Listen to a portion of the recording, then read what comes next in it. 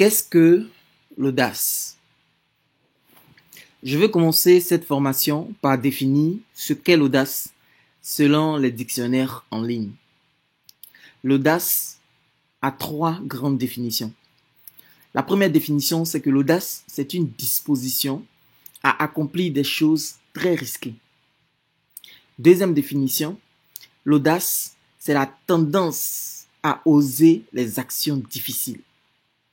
Troisième définition, c'est la hardiesse qui ne connaît ni obstacle ni limite.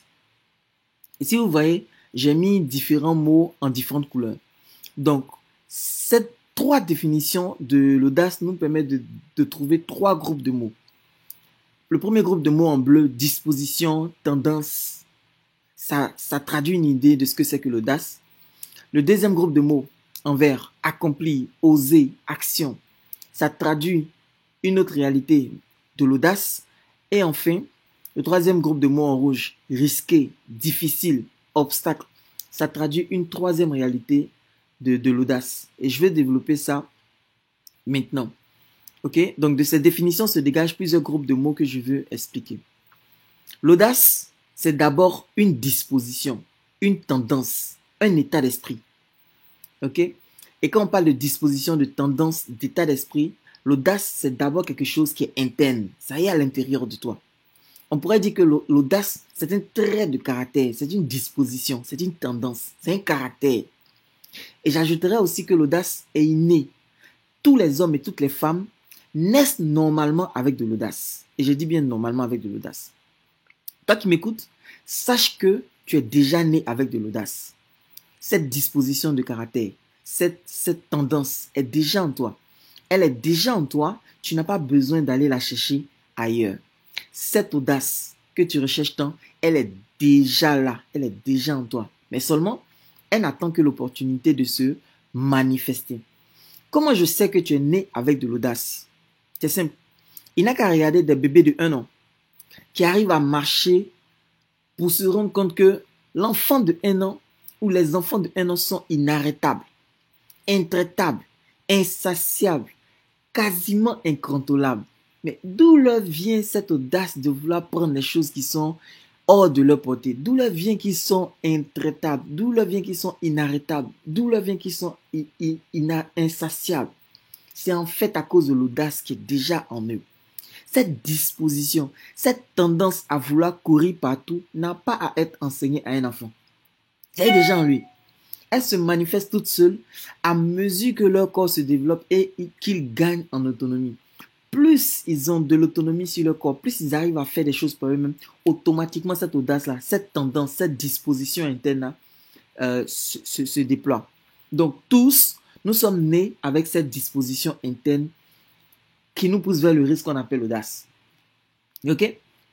Et pourquoi je dis que c'est cette disposition interne qu'on appelle l'audace? Parce qu'on va regarder le deuxième groupe de mots. Le deuxième groupe de mots qui ressort des définitions, c'est oser, accomplir, action.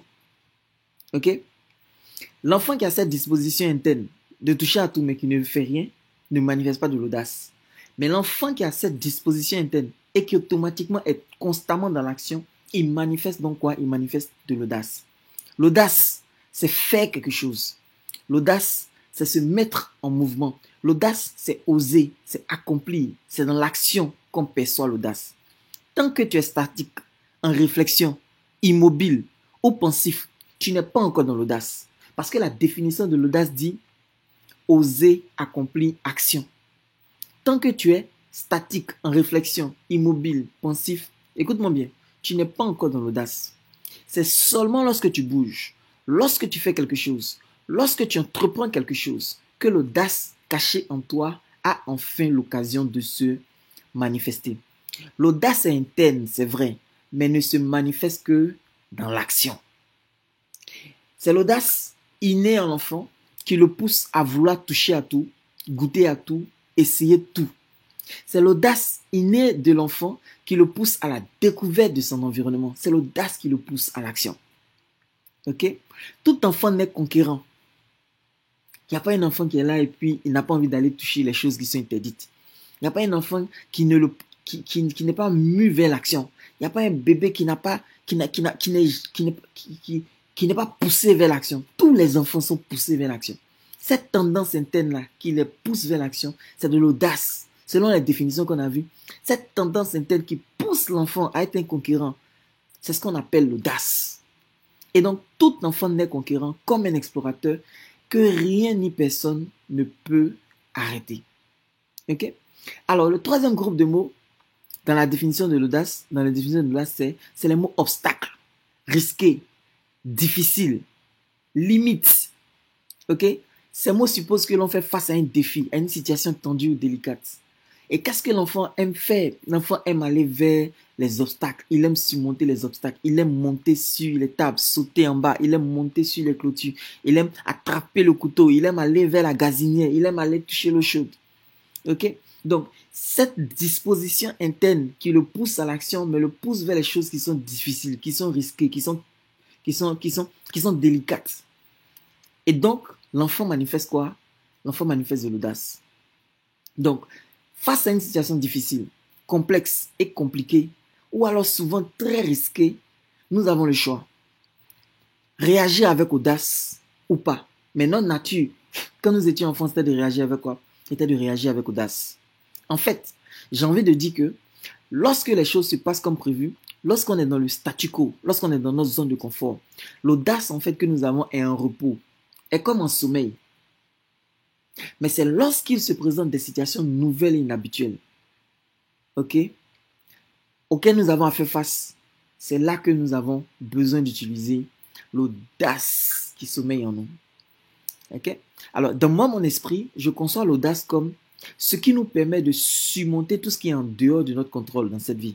Parce que lorsque les choses sont sous notre contrôle, on n'a pas besoin d'audace. Mais c'est lorsque les choses sortent de notre contrôle qu'en ce moment-là, on a besoin d'audace pour y faire face. L'audace, c'est ce qui nous permet, à des moments clés de notre histoire, de faire les choix qui s'imposent. C'est l'audace. Si tu ne fais pas les choix, c'est que ton audace est endormie. L'audace, c'est ce qui nous permet de poser les actions inévitables pour notre futur, même si elles sont difficiles sur le moment. C'est l'audace qui te permet de prendre des décisions difficiles. Mais tu sais qu'en prenant cette décision difficile maintenant, tu assures ton futur. Ok? Écoute-moi. L'audace vient à ton secours chaque fois que la vie va te tester, chaque fois que la vie va te presser, chaque fois que la vie va te mettre face à une situation délicate. L'audace viendra à ton secours. L'audace vient à ton secours quand tu as un tournant de ton histoire et qu'il faut que tu prennes une décision, que tu poses des actions. C'est l'audace qui viendra à ton secours pour te donner le courage et la force de faire ce que tu as à faire. L'audace, pour moi, c'est ton allié pour réaliser vraiment ce que tu veux dans cette vie. Et si tu sais que tu n'as pas réalisé ce que tu voulais dans cette vie, c'est parce que tu sais qu'il t'a manqué quoi? Il t'a manqué de l'audace. L'audace, c'est ton allié. L'audace n'est pas ton ennemi. L'audace n'est pas quelque chose dont il faut avoir peur. L'audace n'est pas quelque chose qu'il faut tuer dans l'individu. Non. L'audace, c'est ton allié, c'est ton meilleur ami qui va t'aider à réaliser vraiment ce que tu veux dans cette vie.